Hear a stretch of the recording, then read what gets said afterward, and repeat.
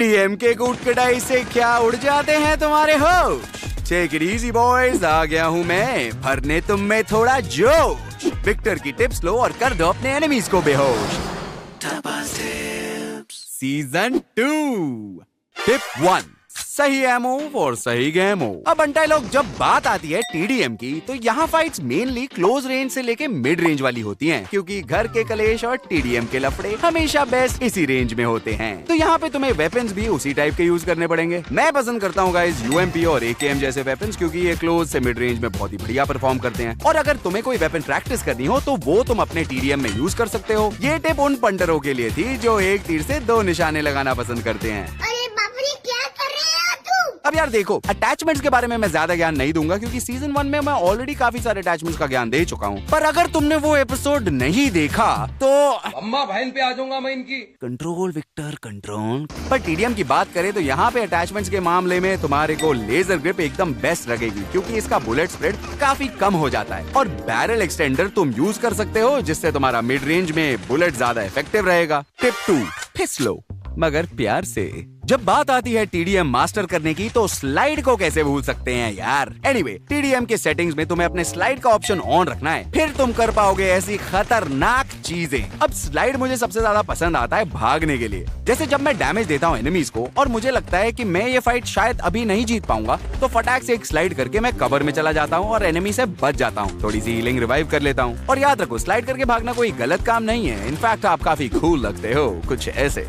चीज बढ़िया है, एकदम रापचिक चीज है। और बच्ची, अगर तुम लोग फाइट लेते टाइम अगर स्लाइड करते हो तो एनिमी के लिए थोड़ा ज्यादा हार्ड हो जाता है तुम पे एम करना, तो slide is always right. Tip 3, छलांग और बूम।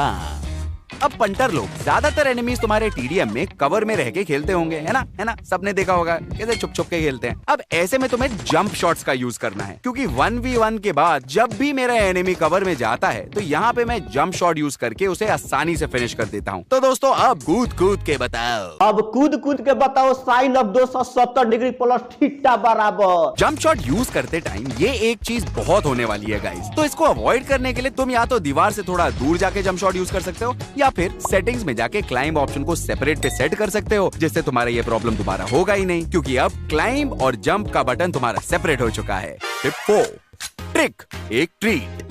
सो ब्रोस्कीज, अभी तुम्हें दिखाता हूँ ट्रिक शॉट। अब वो ट्रिक शॉट्स नहीं जो तुम अपने क्रश पे मारते हो, पर वो ट्रिक शॉट जो तुम टीडीएम में यूज कर सकते हो। जैसे इस जगह पे तुम कभी भी फाइट लेते हो तो यहाँ पे जो लड़कियों के बीच लकड़ियों के बीच सॉरी हाँ, तो लकड़ियों के बीच तुम्हें गैप मिल रहा है ना, यहाँ से तुम एनिमी को डैमेज करके फिनिश भी कर सकते हो। ये कैसे हो गया? अगर ऐसी ही एक ट्रिक दिखाऊं तो इस जगह पर तुम्हें एक छोटे से एंगल से फायर करके एनिमी को नॉक कर सकते हो, जैसे कि मैंने यहाँ पे किया। एंड यहाँ पे तुम्हें डैमेज लगने के चांसेस बहुत कम होने वाले हैं। मेरे सामने तो कभी ट्रिक शॉट्स नहीं करते प्रो प्लेयर। तुम पे कैसे कर सकता हूँ? I mean, गेम में विक्टर। मैं ट्राई करूंगा, दे दो फिर एक टिप। ऑलराइट देन गाइस, यहाँ पे तुमको जंप्स यूज करने होंगे। मैं फाइट लेती हूँ और जैसे ही मुझे लगता है कि अभी एनिमी थोड़ा सा हील करने के लिए रुका हुआ है, तो यहाँ से जंप करके यहाँ पे पहुँच के मैं आसानी से उसे नॉक कर देती हूँ। तो एनिमी बिल्कुल सरप्राइज हो जाता है कि भाई ये तबाही आई कहाँ से। अब अगर बीच मैप में तुम फाइट ले रहे हो तो यहाँ पे भी तुम जंप्स का यूज करके सरप्राइज अटैक कर सकते हो। यहाँ बस जैसे ही तुम थोड़ा सा डैमेज दे देते हो तो तुम्हें यहाँ पे जो बॉक्स दिख रहे हैं ना, इन पे जंप करके ऊपर चढ़ जाना है और यहाँ से एनिमी पर तुम वापस सरप्राइज अटैक कर दोगे। एंड लास्टली, अगर तुम अपने बेस से फाइट लेना चाहते हो तो यहाँ पे तुम्हें थोड़ा सा एनिमी को पहले डैमेज कर देना है, और जैसे ही एनिमी यहाँ पे कवर में छुपता है तो तुम उसके पैरों पे यहाँ से छोटे से एंगल से फायर कर सकते हो, जिससे उसे अच्छा खासा डैमेज होने वाला है एंड वो वहीं पे फिनिश हो जाएगा। ये यहाँ से मूव कर देगा। क्या हो गया तुम्हें? क्यों नहीं बोल रहे हो? Tip 5, more power to cover.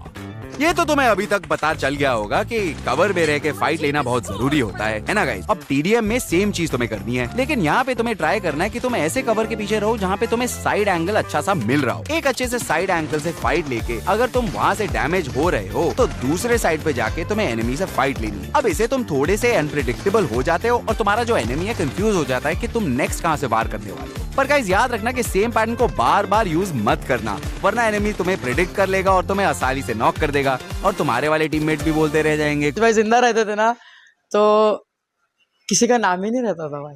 Tip 6, hidden peak. अब बात करते हैं मेरी फेवरेट पीक्स के बारे में। टीडीएम में तुम्हें पीक्स का बहुत यूज करना होता है, जैसे तुम एग्जाम में अपने दोस्त के आंसर शीट में पीक करते हो, एकदम वैसे।